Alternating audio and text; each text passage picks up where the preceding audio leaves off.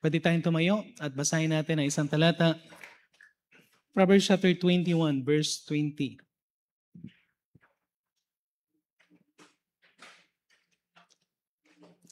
Okay, so continue ko lang po yung lesson natin about, last time I preached about the principles in giving our tithes to God. Amen? Kaya tawag dito, ito ay isang bagay na actually pinagpipray ko. Meron akong gustong pag-aralan na isang book pero from time to time ito nagbibigay ang Panginoon. So meron din akong kailangan gustong natin, daanan natin. So siguro ito na yung continuation na yung tawag dito yung anong tawag doon? Sermon on the amount, no? So continuation ng sermon on the amount. Okay, so basahin natin ang sabay-sabay muna yung Proverbs chapter 21 verse 20. Ready, go? There is a treasure to be desired and oil in the dwelling of the wise, but the foolish man spendeth it up. Okay, so sabi diyan sa Bible, makikita natin sa isang wise, ang isang wise person, makikita natin that there is a treasure in his dwelling place. Amen? Ibig sabihin tayo ay wise kapag meron tayong naitatabi. Pero kapag tayo ay gumagastos ng higit sa meron tayo, hindi tayo wise. Okay, because sabi sa Bible, but a foolish man spendeth it up. Kahit na sabi mo, Pastor, ang ginagastos ko lang naman yung kabuuan ng still meron tayong dito na makikita natin dito na isang wise person, kahit papano, meron siyang naitatabi. Bagamat hindi yun ang pinakaano ko yung sa saving muna dahil but ang message natin tonight just to help us para ma-enjoy natin, no? Ang pinaka-goal natin, sino sa inyo gusto nyo i-enjoy yung finances niyo? Man, so ako personally, gusto kong i-enjoy. Okay? I mean, gusto ko na tawag dito yung bang, di ba masarap yung pag bago magsweldo, tuwang-tuwa ka kaysa yung nagsusweldo pero wala ng excitement. Kasi ubos na kagad yung sweldo bago pa lang dumating. Okay? Pero mas maganda yung na-enjoy natin. Okay, so ang message natin tonight as we pray is living within your means. Living within your means. Living within your allowance. Living within your salary. Mamuhay lang tayo kung ano yung meron tayo. Amen? So tayo muna yung manalangin. Diyos sa masalangit, muli po Panginoon, kami pong muli ay dumudulog sa inyong trono. Samahan niyo pong muli kami Panginoon sa mensahe na may mapapakinggan. Dalayan ko po na ito po ay maging pagpapala po sa bawat mananampalataya. Kayo pong patuloy na may taas, kayo pong patuloy na kumilos po Panginoon. At dinadalahin ko po Panginoon ng inyong gabay din po sa akin as I preach your word.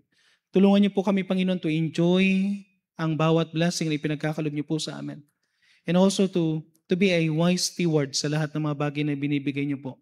Na magamit namin ito, Panginoon, para sa inyong kalwalatian at magamit namin ito ng tama. At tulungan niyo rin po kami to enjoy everything na meron po kami. At tulungan niyo po kami kung paano po namin i-budget ang bagay, Panginoon, na pinagkakalob niyo po sa amin. Ito na po aming dalangin sa pangalan ng Panginoon Jesus. Amen. Okay, so we are now, sa panahon natin ngayon, we are now living in a time na people are showing off their yung things na meron sila, no? Uso na ngayon no. Dati pag bago kumain anong tendency, pray muna, di ba? Di ba? Usually dati pag bago pagkakain, pray muna. Ngayon hindi Bago kakain, picture muna. Pipicture yung pagkain, send kagad. Ito ang pagkain ko ngayon. Okay? So nagiging tuloy na. And the same time, from time to time, nakakakita tayo ng mga tao. And one of the thing na nakakalungkot sa social media is parang nagyayabangan na lang. Okay? Nagyayabangan, nagso-show off na lang. Nandito ako sa lugar na to ngayon. Nandun ako, para bang may mga things na at hindi na nagkukos ito tuloy ng nagkakaroon ng inggit sa iba. At sasabihin nila sa sarili namin, gagawin ko rin yan. By all means, gagawin ko yan. And sometimes beyond their means. Okay? So before na social media, actually before pa rin nagkaroon ng rise sa social media, kung titignan natin na marami na is makikita natin na ganun na rin talaga, na may times na we are living beyond our means. Naging teacher ako by profession. At alam ko ang ibig sabihin ng public school teacher saka private school teacher. Once na nagkita-kita yung mga private school saka public school, one time nakahilera kami sa isang area. Naghalo ang public school and private school. Sabi na isang teacher, "Sir, ikaw ba ay private school ka?" "Yes." Dahil nasa private school ako. Tapos sabi niya, "So, ikaw public ka, no?" Nag-oo din. Lahat ng tinanong niya, halos tama lahat. Tapos sabi niya, nagtaka lang kami, "Bakit mo alam na kung public o private?" Sabi niya, "Kasi pag private school, ang gaganda ng damit." Ang problema kasi private school dahil magaganda yung school. Pero sa totoo lang, that time, nagtatawa na lang kami kasi ang private school that time, mas maliit ang sweldo kaysa sa public school. Ang layo ng agwat ng public school sa private school. Ibig sabihin, mas may pera yung public school kaysa mga teacher sa private. And yet, nagtatawanan kami dahil bakit mas maganda yung damit ng mga nasa private kaysa nasa public? Then we found out yung tinatawag nilang London. Okay? London, loan doon, loan dito. No? Lahat ng gagawin ng GSIS, puro loan. And do you know na pwede kang mag-loan ng whole year's salary mo sa public. Pag nakuha mo yung whole year salary mo, hindi ka pa sisingin for several months. Tuwang-tuwa ka naman. Pero hindi mo alam na kumikita na sila dahil doon sa araw yung mga months na hindi ka siningil. Tapos pag nagbabayad ka na, hindi ka na nag-i-enjoy sa bawat time ng salary mo. Kasi ang unang-unang ikakaltas doon sa allowance mo is yung nakuha mo sa GSIS. Kaya sometimes hindi na tayo nagiging wise. Nakakita na kayo isang tindahan, maliit lang na tindahan pero 5 hanggang 6 na Bombay ang dumadaan. Na para bang nagmumuhay na lang, nagtatrabaho na lang yung nagtitinda para kumita yung Bombay na kanyang inuutangan. At magkano lang kinikita ng, honestly speaking, kung ikaw ay nagtitinda sa tindahan, magkano lang kinikita mo sa isang supot ng candy? Sa isang supot ng, sa bawat tinitinda mo, maliit lang na porsyento yan, samantala yung Bombay, napakasipag everyday. Hindi mo namamalayan, pero wala ka nang kinikita. Pag ubos na yung paninda, hindi patbayad yung utang, uutang ko ulit. Amen? Hindi mo may enjoy. So this time gusto natin ma-enjoy yung ating By the way, ang Diyos, ang gusto niya sa atin because we are Christian, He wants us to handle our finances properly. Amen? Okay lang ba kayo? Parang, yata ngayon, mahirap yata mag-preach. Okay? Alam niyo, gusto ng Panginoon, i-enjoy natin ang binibigay niya sa atin. He wants us to learn financial discipline. And by the way, ang financial discipline is a spiritual discipline. Amen? Alam niyo, maganda pala yung matuto tayong mag-fasting. Yung bang i-withhold mo yung something sa'yo, yung mag-fasting ka, mag-fasting ka ng may certain hour ka na hindi ka kakain. Isang bagay na maganda doon kasi matututo ka na magkaroon ng yung pag-withhold sa mga bagay na gusto mo. Okay, so last Sunday, i-recap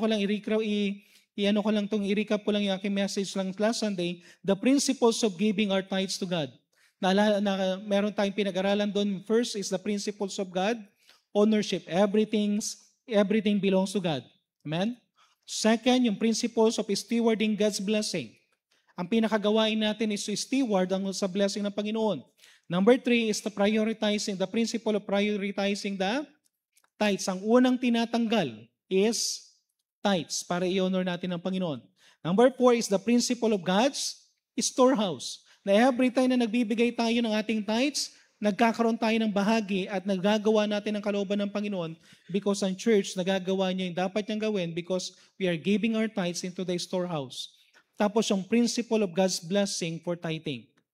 Ano yung blessing natin? Doon sa Malakay chapter 3 verse 10 to 12, sabi ko nga kanina, yung i-open niya yung windows of heaven, rebuke the devourers, and people will call us blessed. Okay? So tonight, tingnan natin yung message about living within your means. Okay? So 5 things na tawag-usapan lang natin ngayong gabi. Number 1, direct to the point, do not spend everything you have. Okay? Do not spend everything you have. Kung ang salary mo ay 10,000, huwag mo ubusin ng 10,000 within the month. Pastor, paano yun? Pag-usapan natin. Okay? Proverbs chapter 20, verse 21, verse 20, there is treasure to be desired and oil in the dwelling of the wise, but a foolish man spendeth it up. Ang problem natin is the mentality ng one-day millionaire. Alam niyo yan, pagka nakakuha tayo ng allowance, anong gagawin? Lahat ng hindi mo nabili, bibilihin, tapos upos na, wala pang kalahati ng buwan. Okay? So ang pinakakailangan natin matutunan dito is how to save kung tutusin. Just maglagay ka lang ng certain amount to spend. Hindi yung lahat. Amen? Okay lang po ba kayo? Okay, pagka to nakuha natin yung principle na to, sabihin ko sa inyo, ang maramdaman mo yung joy every time matatanggap mo yung salary. Okay? Dahil ang sabi sa Bible, may treasure to be desired in the house of the wise, and fools spend everything. Okay? Our expenses must be lower than our salary. Di ba, sino sa inyo natuto kayo during the time na wala kayong trabaho, nababudget nyo yung maliit? Amen? Dati naman nababudget natin. Sino sa inyo, kaya nyong i-budget yung 100 sa pagkain? Makakagawa ka ng paraan eh. Ang problem, hindi na natin binabalikan. Sino sa inyo kumakain pa ng miswa? Ang mura nun.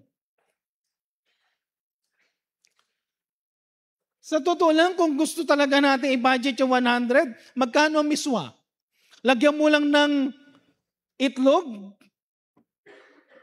Amen? Sa province nun, kahit hindi ka gumastos, kumuha ka lang sa kapitbahay ng talbos ng kamote, i-adobo mo yan. Okay? Noon nang wala tayong pera, kumakain tayo ng mga simpleng bagay. Nagluluto tayo ng, sino sa inyo naka-experience ng isang sardinas lang tapos ang daming sabaw? Di ba? Kung tutusin, honestly speaking, kung gugustuhin lang talaga natin na mamuhay within our budget, kaya natin. Ang problem, naghahanap na tayo eh. Hindi na tayo, kung para bang, nay naman, hindi ba tayo mag-ano dyan? Hindi ba tayo magmamakdo dyan?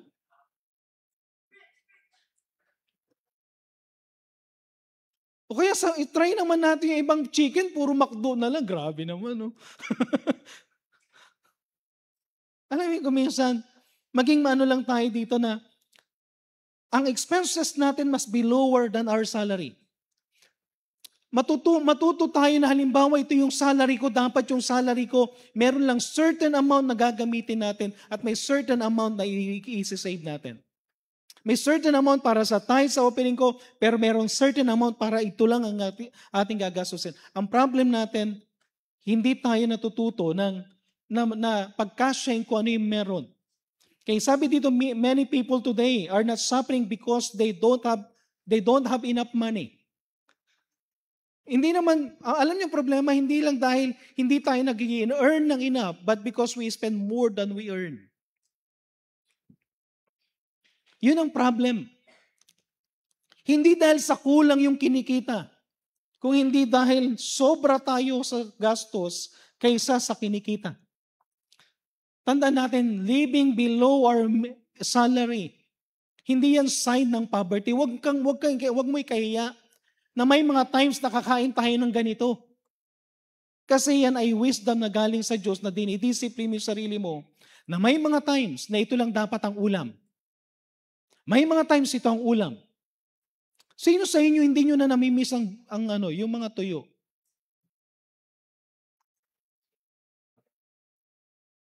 Doon nga sa Amerika, galit na yung mga Amerikano dahil may mga Pilipino, luto daw ng mga tuyo sa dried fish pagdating dito. Sa ibang bansa yun pagdating dito, pagka nakaamoy ka ng, nakakahiya naman ang amoy ng ulam natin, tuyo, nakakahiya ba yun? There are times na kailangan natin mag-budget. Amen? Para hindi naman palaging ubos yung pera. Okay? Wisdom yan kapag marunong tayo mag-budget. Learning to manage your money is the way to honor God. At para i-secure mo yung future at hindi ka uutang. Okay?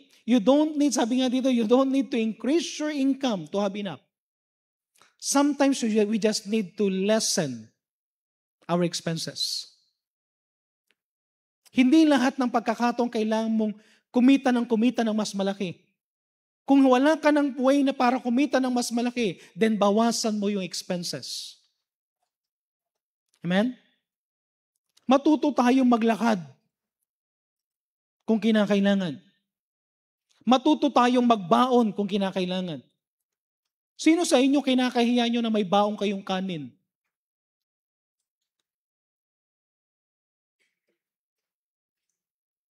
Dati noon, kailangan namin magbaon.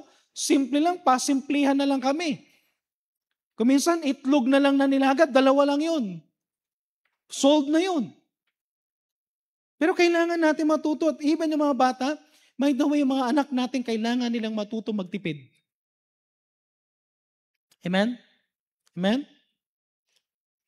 So God calls His people. Alam niyo, tinawag tayo ng Panginoon to be a steward, not spenders. Amen? Tinawag tayo maging wise na steward ng Panginoon, hindi yung walang kalaspastangan ng maglustay lamang ng mga bagay na meron na binibigay sa atin ng Panginoon. Luke chapter 16 verse 10. Ano sabi sa Luke chapter 16 verse 10? He that is faithful in that which is least is faithful also in much. If you learn how to live in little things, little amount, natututo kang mabuhay, sabihin ko sa iyo, hindi mahirap mabuhay kapag pinagpala ka na. Amen? Amen? At kahit pinagpala tayo, maganda pa rin na babalik tayo dun sa listings na yan. Mamuhay pa rin tayo ng simple. Amen? Live within your means by do not spending everything you have. Second, learn to be content. Amen? Learn to be content. 1 Timothy chapter 6 verse 6, but godliness with contentment is great gain. For we brought nothing into this world, it is certain that we can carry nothing out, and having food and raiment, let us therewith be content. Okay? So, ang kalooban ng Panginoon, ang makikita natin dito. Ano sabi dito? But godliness with contentment is a great gain. Alam niyo bang contentment is one of the most important ingredient of godliness? Gusto mo maging godly in this present world? Be content. Ang problem natin is covetousness. Ang covetousness is directly opposite sa contentment. At ang problema sa covetousness, pag naging covetous ka, wala, ubos ang pera mo. Okay? Pag mainggitin ka, kapag nainggit ka, sino sa inyo hindi nainggit? Taas ang kamay. Lahat tayo nainggit. Pero wag mong hayaan yung inggit ang maghari sa'yo. Amen? Huwag kang mainggit na para nagpapintura lang yung kapitbahay mo, nagpapintura ka rin. Okay? May nakita ka lang na pinasimento ng kapitbahay mo, nagpasimento ka rin. Parang yung doon sa bahay, sa ano namin dati sa Pangasinan, grabe lahat ng gagawin ng isa rin eh. Okay? Naglagay siya ng mataas na antena, mas tinaasan yung antena. Di ba yung antena dati noon, yung antas-taas, tapos iikot-ikot mo pa kung saan malakas yung signal. Pataasan. Covetousness. Hebrews chapter 13 verse 5. Ano sabi sa Hebrews chapter 13 verse 5? Let your conversation or your life be without covetousness. And be content with such things as you have. Huwag kang maging covetous. Yung buhay daw natin, huwag daw natin hayaan na magkaroon ng covetousness. Kundi magkaroon tayo ng contentment, pero dahil ito ang sinabi ng Panginoon, ang promise na for I will never leave thee nor forsake thee. Hindi naman tayo iwanan ng Panginoon, amen? Ang problem, ang covetousness is one of the most subtle and dangerous sin. Alam niyo kung bakit subtle and dangerous sin ang covetousness? Kasi walang hangganan ang covetousness. Amen? Walang hangganan. Ang covetousness ay may excessive desire. At marami siyang gusto niyang kunin lahat by all means, ang mga bagay. Kaya mag-ingat tayo kapag para bang ganito, yung hindi mo mahintay yung tamang panahon. Tanungin ko kayo, bakit tayo nangungutang? Anong reason bakit maraming tao nangungutang? Kasi may gusto siyang bilhin na hindi niya pa kayang bilhin. Amen? Anong tawag nila doon, yung pay later? Fly now and pay later. Lipad ka na, pay later. Okay? Makuha mo na yung product, pay later. Pay later. Alam yung galing ng mga credit card yan. Akala mo naman, tuwang-tuwa ka naman, pero ma-delay ka lang ng 1 day. Magkano ang penalty? Ang laki kagad na mawawala sa'yo. Hindi kikita ang credit card kung nagbabayad ka on time. Pero magkamali ka lang ng 1 day, kumita na siya kagad ng ilang kagad. 1,000 mahigit. Okay? Ganong katindi. Imagine mo, may utang ka lang ng 900, ang magiging interest doon more than 1,000. Ganong katindi yun. Mag-late ka lang. At hindi ka na magbayad na on time. Kaya sabi sa Luke chapter 12 verse 15, "And he said unto them, Take heed and beware of covetousness, for man's life consisteth not in the abundance of the things which he possesseth." Okay, tandaan natin, ang buhay natin, hindi comparison ng kung ano yung meron ka. Kung minsan ang nasa isipan kasi ng tao, at sana ipakita rin natin sa mga anak natin, na hindi yung mga bagay na meron sila.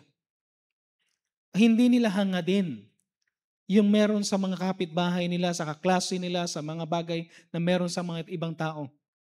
Because once na nagkaroon tayo ng covetousness, tingnan yung sinabi dito, ang sabi diyan, take heed and beware of covetousness. Beware of covetousness. Bakit? 1 Timothy chapter 6 verse 9. And they that which will be rich fall into many temptation and snare. Alam niyo ba na the more na naghahangad ka ng material things, maraming temptation, maraming patibong, and many foolish and hurtful lusts. Foolish and hurtful lusts. Sino sa inyo napabili kayo ng isang bagay na ginusto mo lang, pero pagkatapos mong binili, bakit ko nga ba ito binili? Nasubukan niyo yun? Yung bumili kayo pero later on, sabi mo, bakit ko nga ba ito nabili? Na-sell stock ka lang. Kapag meron kang ganitong klase ng lutuan, ay ang sarap ng luto mo. Hindi didikit ang anumang dyan. Lalong-lalo na kapag narinig mong, ilan lang kayo dito sa Pilipinas ang merong lutuang ganyan. Kaya may nasa sayo na yun. Kaya may mag-aaway na kayo mag-asawa. Bakit mo binili yan? Magkano lang ang kaldero? Magkano yung binili mo? Para ka nang bumili ng buong kitchen. Naku, kayo ibig sabihin? Na sometimes, may mga times tayo na because of covetousness, because nagustuhan mo lang. Kaya nga sabi dito sa Ecclesiastes chapter 5 verse 10, "He that loveth silver," siya na mahal ng pera. Kapag minahal mo ng pera, shall not be satisfied with silver. Ang taong nagmahal sa kayamanan, ang taong nagmahal sa mundong ito, hindi masasatisfy. Nor that love it abundance with increase, this is also vanity. Ang covetousness, tandaan nyo to, ang covetousness will lead us in different evil things. Kaya kuminsan anong pagkakaiba ng damit na binili mo? Nahalata nyo ang mahal ng branded? Tapos hindi naman, kung titingnan mo, maluluma din, amen? Pero may mabibili kayo na kahalos kaparehas niyan na mas mura. Ng konti. Kahit pa paano. Huwag naman yung, "Pastor, nagtitipid ako. Magkano binili mong t-shirt? 25 pesos. Isang suit mo lang, paglaba mo, kalahati kagad." No? Nag-shrink. nawala yung kulay. Hindi naman tamang pagtitipid yun. Pero ang point natin dito is parang, hindi mo naman kailangan masyadong mahal yung bibilihin mo. Pwede naman tayo magkaroon ng nandun lang tayo sa level na hindi ganun kamahalan. One time meron akong, hindi ko sinuot pero meron lang akong biniling relo. Kasi gusto ko lang magkaroon ng relo na kulay blue yung ilalim. Okay? Hindi siya, mukha siyang Rolex ang itsura, pero hindi Rolex ang tatak Olebs. Okay? At ang presyo niya lang is 980 sa Lazada. At pagka inano ko, maririnig mo yung tunog lata at hindi ganun kabigat. Pero sa akin, tuwang-tuwa na ako doon. Okay? At least na-satisfy ko lang na merong kulay blue doon sa relo. Pero isang bagay na doon, sabi ko nga, once na ito in-snatch, hindi ko nahabulin. Baka ibigay ko pa na kusa. Kasi kung minsan may mga bagay tayo na gustong-gusto natin na para bang, alam niyo yun, dahil sa gusto lang natin na maging katulad nito, maging ka-level ni ganito, maging, anong pagkakaiba kapag gusto mo maging level nila pero hindi mo naman kailangan? Covetousness. Kaya sabi dito sa Philippians chapter 4 verse 11, sabi ni Apostle Paul, not that I speak in the respect of one, but I have learned in whatsoever state I am, therewith to be content. Ano man ang ulam, masaya. Amen? Amen? Okay? Kuminsan, nang nandun kami sa Alcala, sabi ko noon, one time, talagang ilang araw yung walang karning natikman. Puro gulay, amen? Pero nakakatawa doon, lahat ng gulay na discover ko sa Pangasinan, amen? Pati yung yung kawayan ng kapitbahay namin, nakita ko yung labong. Okay, makikita mo yung labong. Di ba pag pumasok yung labong sa bakod ninyo, sa inyo na yun, amen? Wala nang paalam-paalam doon, sa iyo na yun, pumasok, sinira niya na nga yung pader eh. Okay? Pag pumasok yung manok at ng itlog sa bakuran, sa iyo na yung itlog, wag yung manok. Kasi babalik pa rin yung sa may-ari. Okay? May mga times na kailangan mo At from time to time, na kuminsan nga natatawa yung mga ibang kapag nag-order kami, pag may lakad kami, magda-drive-thru kami, tapos mag-order kami, matatawa yung kuminsan Imagine mo, nakagrandiya ka, no?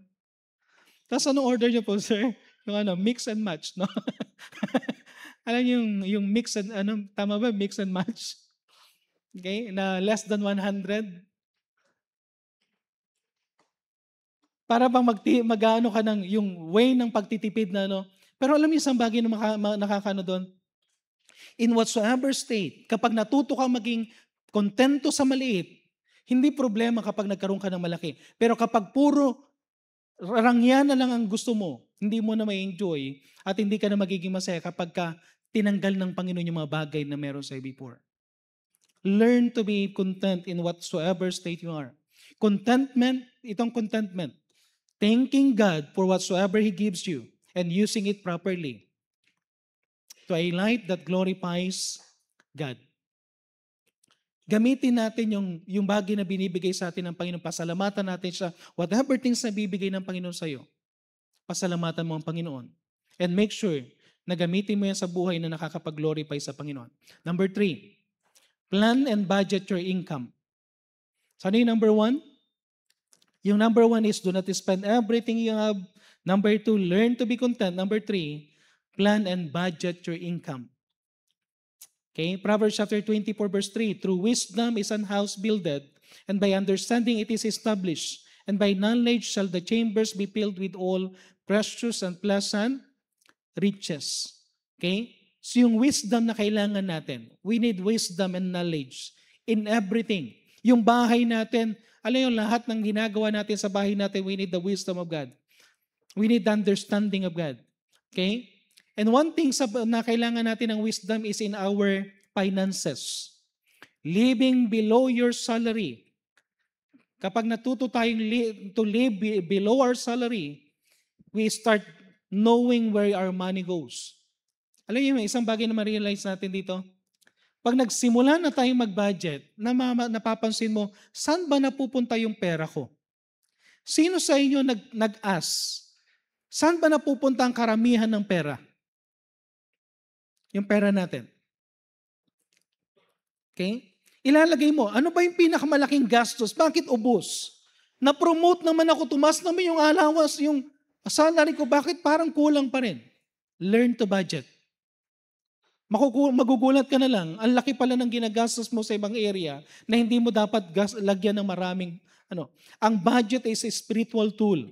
Sa atin bilang isang Christian, spiritual tool ang budget. It will help us to live with a purpose. Not because of pressure. Pressure yan, Brad. Okay? Hindi yung mapipressure ka dahil may gusto kang gawin, may gusto kang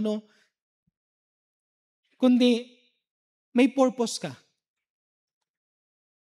Meron kang isang bagay na nasa isipan mo, bakit mo ginagastos ito? Para magkaroon kayo ng budget, simple lang. Write down your income. Subukan nyo lang ito. Simple lang naman eh. Ito yung income. Ito yung expenses. Subukan yung itapat ang expenses nyo sa income.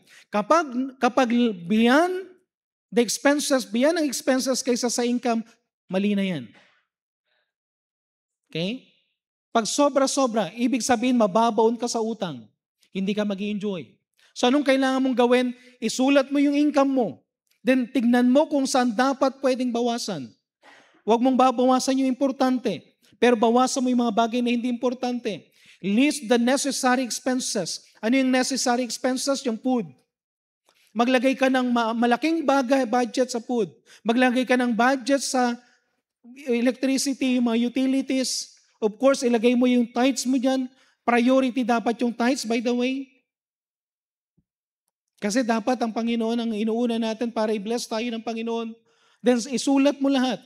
Yung pinaka-list, yung paglabas sa mall, yung mga gusto mong bilhin na extra na hindi mo naman kailangan sa ngayon. Okay? Tanggalin mo muna yun. Ilagay mo muna yung mahalaga.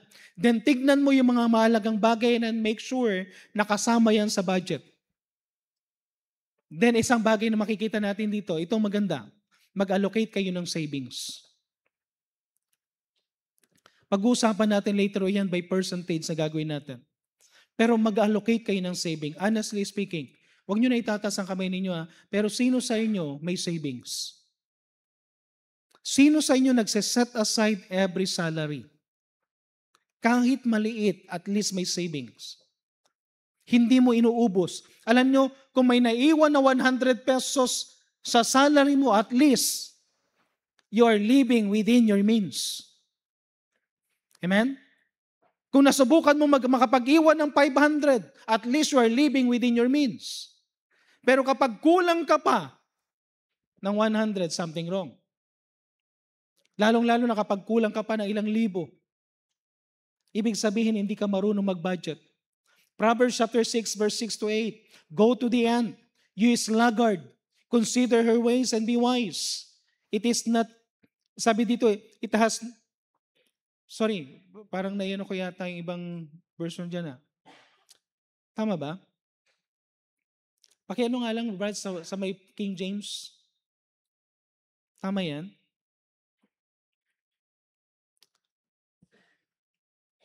Proverbs chapter 6, tingnan nga natin Proverbs chapter 6.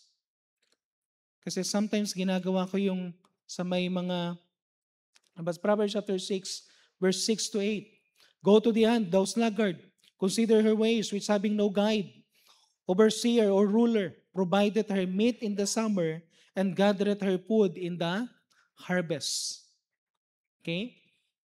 So makikita natin dito na yung mga ants, wala silang guide, walang nagtuturo sa kanila, and yet marunong sila mag-save. Amen? Marunong sila, alam nila kung paano nila i-save yung mga bagay na nila, especially during the need. Bakit kailangan natin ng savings? Pastor, kapag nagsasave ka, wala kang faith. May mga ibang nagsasabi ng ganun eh. Wala daw faith. Hindi ibig sabihin na wala kang faith. Pag nagsasave ka, yan ay proof na meron kang wisdom from God. Dahil nga sinabi nga ng Panginoon pumunta ka sa mga ants, tingnan mo sila, nag-gather sila ng food nila. Consider their ways and be wise. Kung hindi ka marunong mag-save, hindi ka wise. So paano mo magagawa, Pastor? Paano magagawa na magkaroon ng saving? Again, be content. Matuto ulit tayong bumalik sa mga simpleng bagay. I-budget natin and make sure na kahit papano meron kang savings. Maliit lang yan. And by the way, kapag may savings ka, ayusin mo yan. Huwag mong ilalagay kung saan-saan yan. Huwag naman yung savings na nilagay mo sa tapos ang daling sungkitin. Amen? Bili ka ng saan ako kukuha? Doon sa piggy bank. So hindi doon sa may savings mo. At the same time, kung nagkaroon ka ng maging maingat tayo doon sa mga networking na yan. Ipag-pray mo kung saan mo ilalagay yan. Ipag-pray mong maigi. Okay? Learn to budget. Number 4. Okay? 2 na lang. So ano yung number 1? Do not spend everything you have. 2, learn to be content. Next is plan and budget. Okay? So yung number 4 dyan is cut off the non-essential spending. Kung meron ka mga bagay na non-essential, tanggalin mo muna yan. Okay? By the way, may mga iba sa atin ang mamahal ng cellphone pero hindi nyo naman alam gamitin. Amen? Okay lang kung mahal yung cellphone mo pero na-maximize mo yung cellphone mo. Alam mong gamitin na parang computer na kaya mong gawin ng maraming area dyan, good yan. Pero kapag ang mahal ng cellphone mo pero saan mo ginagamit ang cellphone mo? Tawag. Saan mo ginagamit ang cellphone mo? Messenger. Hanggang dun ka lang. Then, kailangan mo lang ng yung may mousepad. Amen? may keypad pala. Hindi mo kailangan ng masyadong mahal.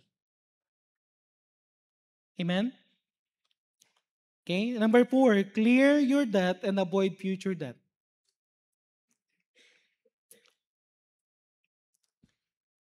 Mahirap tong sabihin, pero kung gusto mo makalaya gusto mo ma-enjoy ang ng finances mo, ilagay mo sa isipan mo, sabihin mo, Lord, tulungan mo ako magbayad ng utang. Hindi ka makakalaya hanggat meron kang utang. Isa yan sa bagay na inano ko nung nandun ako sa school, tapos nag full-time worker ako dito sa Laloma that time. Meron ako naiwan din sabi ni Pastor Tuquero, pag-aralan mo yan. Kausapin mo yung nahiraman mo doon sa school ninyo. Dahil meron ako hiniram para gawing tindahan ng magulang ko pero hindi nagmaterialize. So meron ako nahiram pero sabi niya, habang kausapin mo. At alam yung nakakatawa? Pag pinag-pray mo isang bagay, kinausap ko yung tao na yon dahil nahiraman ko siya ng hindi naman pera yung kinuha ko sa kanya kundi mga paninda. Tapos namin sa tindahan noon pero hindi nga nag-work out. Pero sabi ko sa kanya, pwede ko pang bayaran, ito lang yung allowance ko sa church. Ito lang yung kaya kong ibayad sa iyo every week. At pwede bang hindi ako pwede every week na pupunta dito, pwede bang monthly ko ibibigay, ganito lang pwede ko Ano yung nakakatuwa? Within several yan, natapos.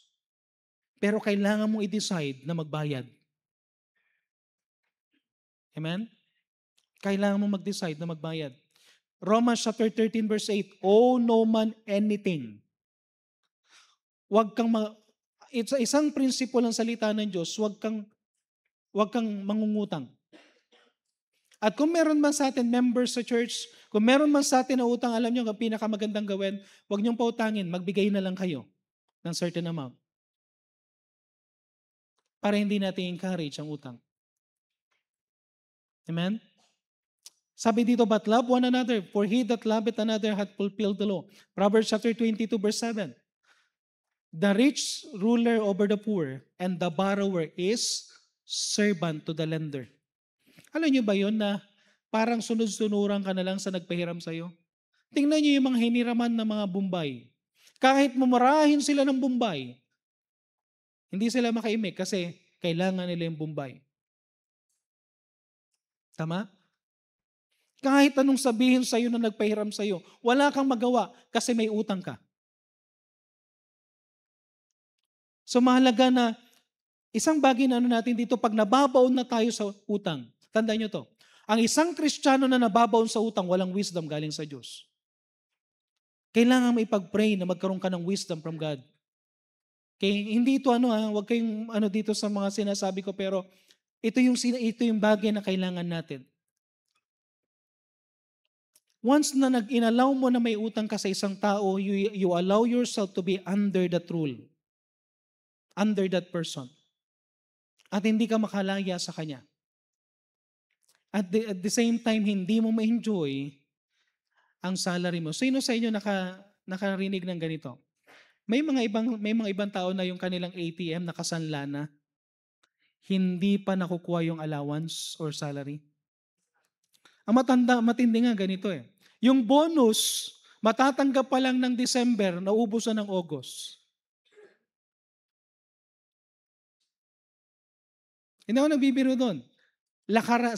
Lakaran yan ng nasa school kami.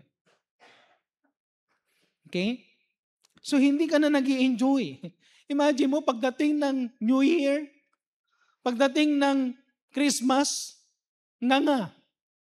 Kasi tapos nang naubos mo na lahat ng ano mo. Okay? Hindi kalooban ng Panginoon. Alam niyo isang bagay na kailangan natin gawin? Ask God how you will pay your debt. Ipag-pray mo yan. Make a schedule.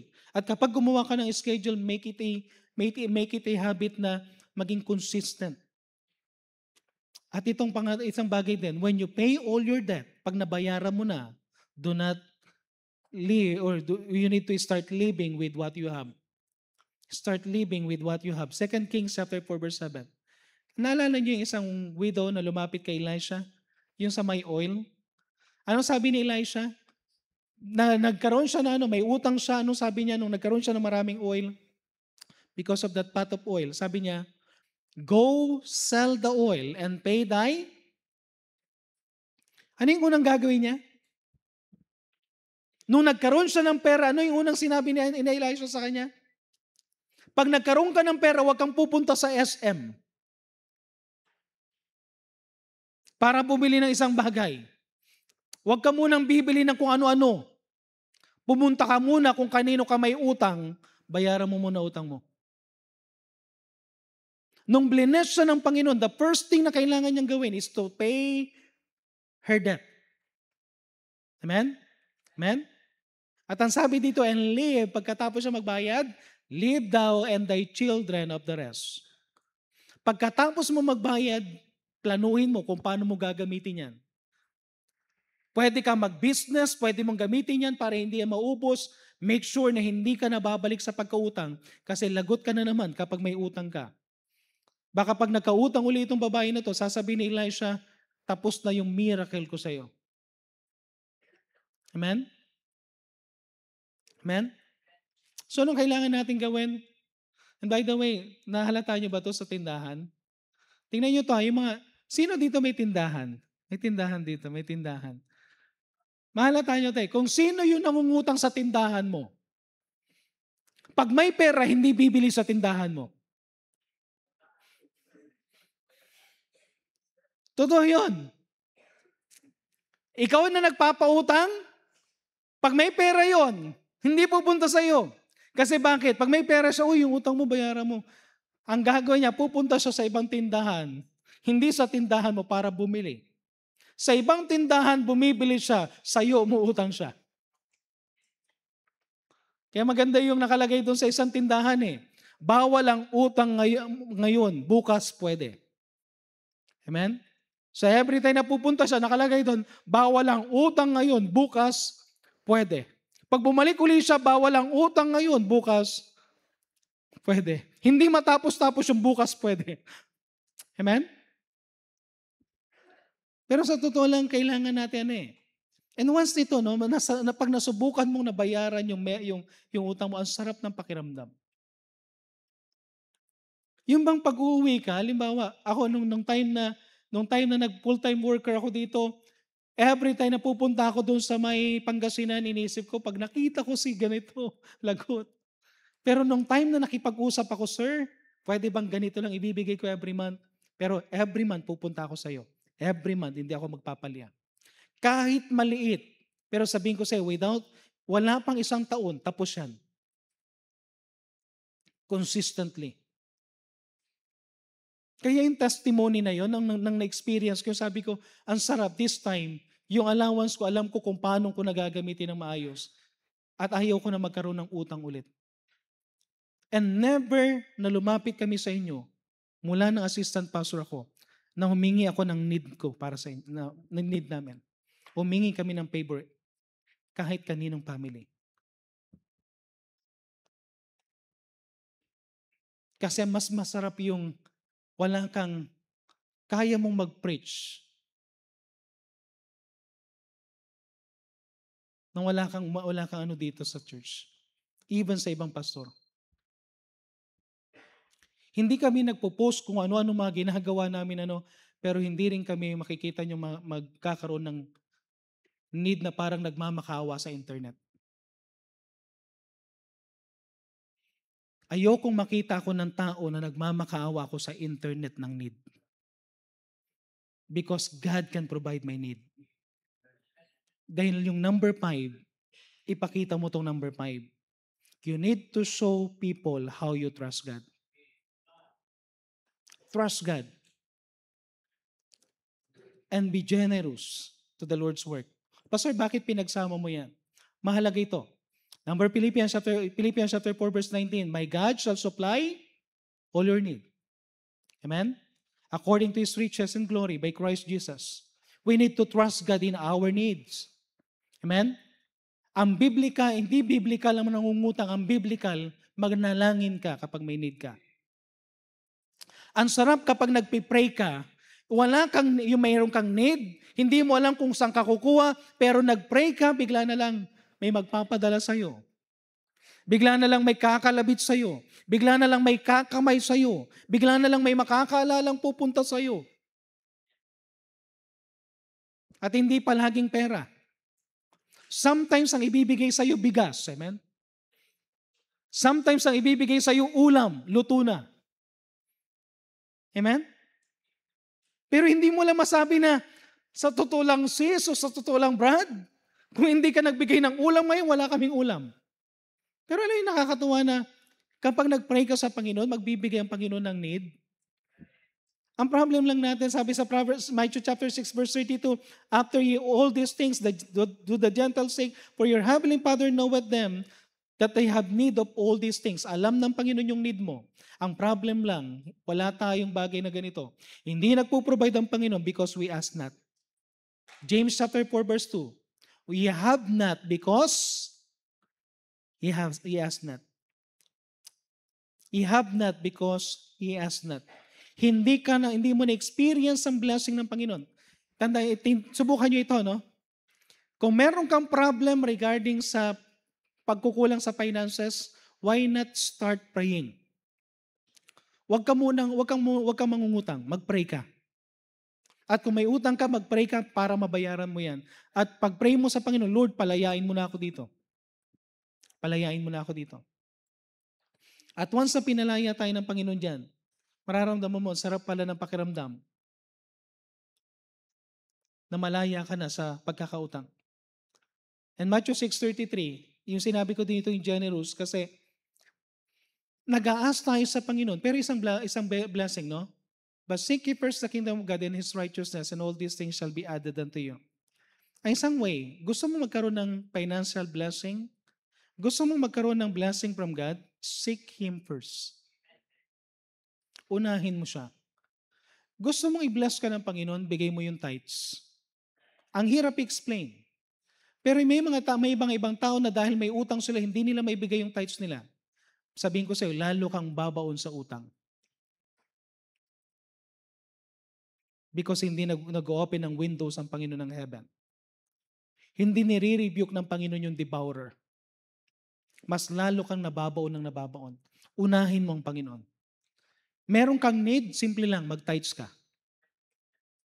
Meron kang need, Luke 6:38. Di ba nasabi ko na to sa inyo? 40 words. Ilang words ang para sa atin?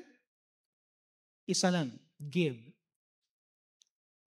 At yung 39 pabalik sa iyo, it shall be given unto you, good measure, pressed down, shaken together, running over, shall men give into your bosom, for with them the same measure that you meet withal, it shall be measured to you again. Pabalik sa iyo lahat yan. Very simple lang. Ang hirap lang paniwalaan nito, pero ito ang Christian and biblical way. Gusto mong makalaya sa utang? Seek God first. Unahin mo siya, give your tithes. Be generous kapag meron kang mga sa may faith promise mo, unahin mo yan. Then, ito lang, simple lang i-set aside mo yung tithes, i-set aside mo yung faith promise mo kung meron kang faith promise.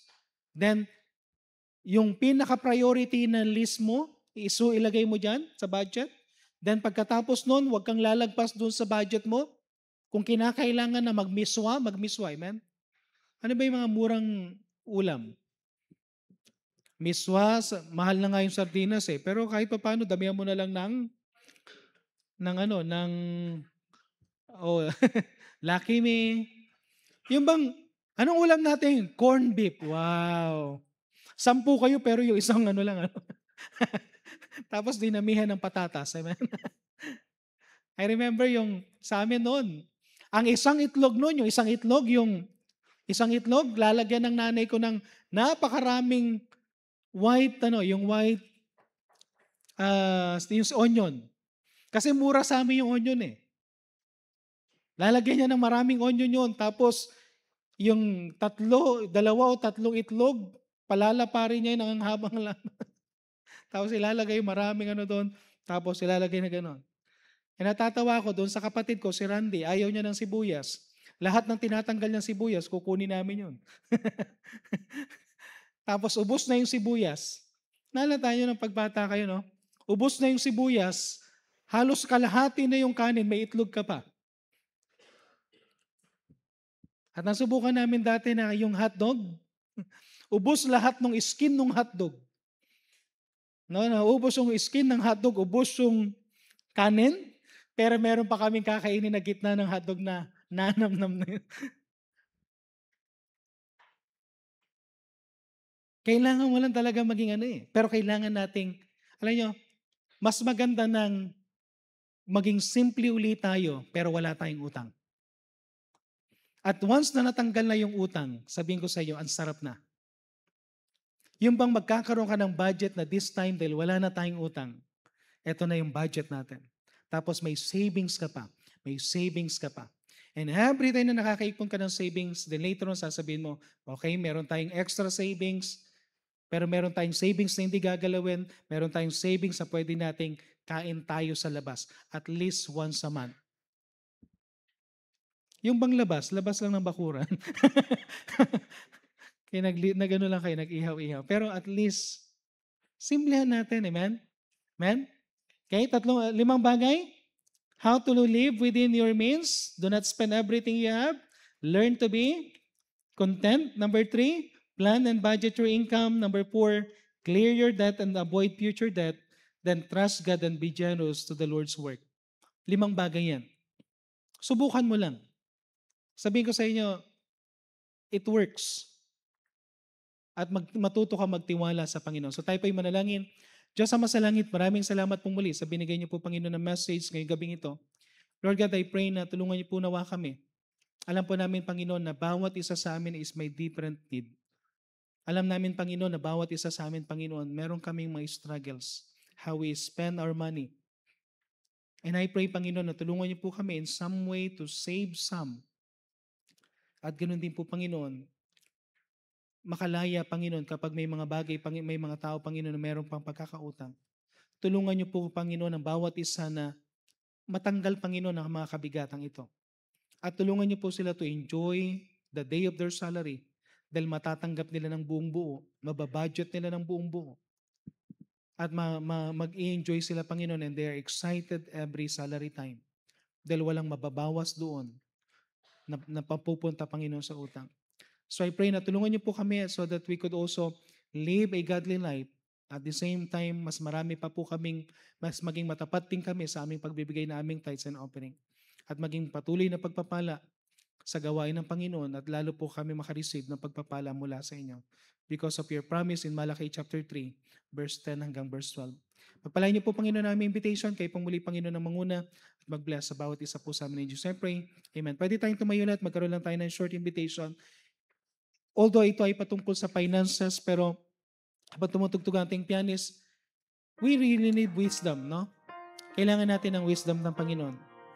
At habang nakayokong ulo lang nakapikit ang mata, kung may mga bagay kayo na gustong isabihin sa Panginoon, or meron kayong mga bagay na gusto mo ipag-pray sa Panginoon, Lord, gusto kong magkaroon ng maayos na pagbabudget, wisdom kung paano ko ito gagawin. Kayo mga singles, pagplanuhan nyo ngayon pala, magkaroon na kayo ng principle na gagawin ninyo para pagdating ng meron na kayong family, meron kayong magiging maayos na financial stability sa inyong Christian life.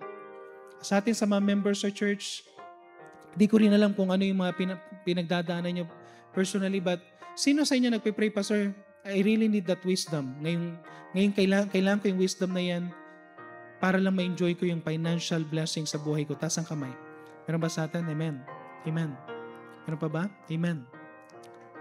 Okay, so kailangan natin. At ako personally, kahit na ang dami ko na rin natutunan sa Christian life, pero nagpipray pa rin ako, Lord, anong pwedeng gawin? Anong mga dapat gawin? And to be wise in spending. At alam nyo, isang bagay din, kayo may mga businesses, kayong may mga maayos na trabaho. Pray to the Lord na kapag may naiipon kayo, huwag mapunta yan kung saan. But rather, ipag-pray mo sa Panginoon, Lord, paano ko ito iingatan? Paano ko ito maximize? And every time na may bibilihin ka, mag-pray ka muna sa Panginoon bago mo bilhin. Lord, kailangan ko ba talaga o hindi? At kapag mayroon ka ito ba ay magkakaroon ito ba ay good investment or liability lang? Ano yung isang bagay na naririnig ko palagi pag nakakausap ko si Mrs. Tipona? Madalas sasabihin sa akin, Pastor, Ilocano ako. Kuripot ako.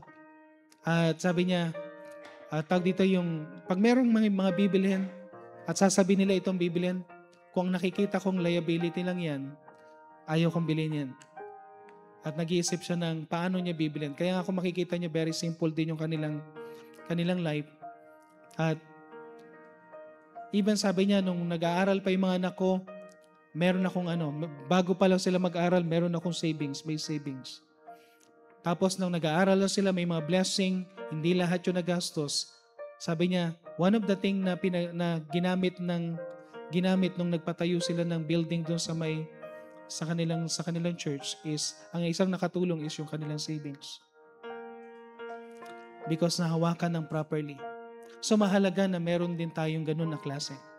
Okay, church, parinis ko ito sa inyo because ako naniniwala, lahat tayo, we really need to be wise is spending our money para lalo tayong i-bless ang Panginoon. Okay? Dahil gusto rin natin maging blessing, especially sa ating mga pastors, this coming missions booster.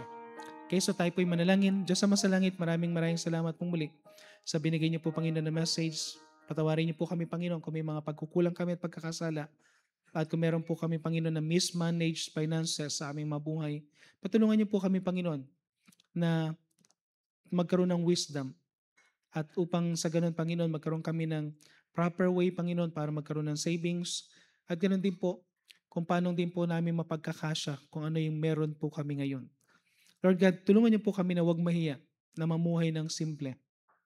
Dahil hindi po nakakaya, Panginoon, ito dahil ito po ay isang sukatan, Panginoon, ng wisdom na dahil very simple, Panginoon, even sa pagkain sa labas, pag mga things sa mga gastusin, Panginoon, dahil sa simplicity, nakikita, Panginoon, na we really value each centavo, each peso na meron po kami na pinagkakalob niyo po sa amin. At gusto namin, Panginoon, maibigay faithfully and honestly ang aming tithes. At ganoon din po, Panginoon, even ang aming mga kinumit na offering sa faith promise at ganoon din sa building.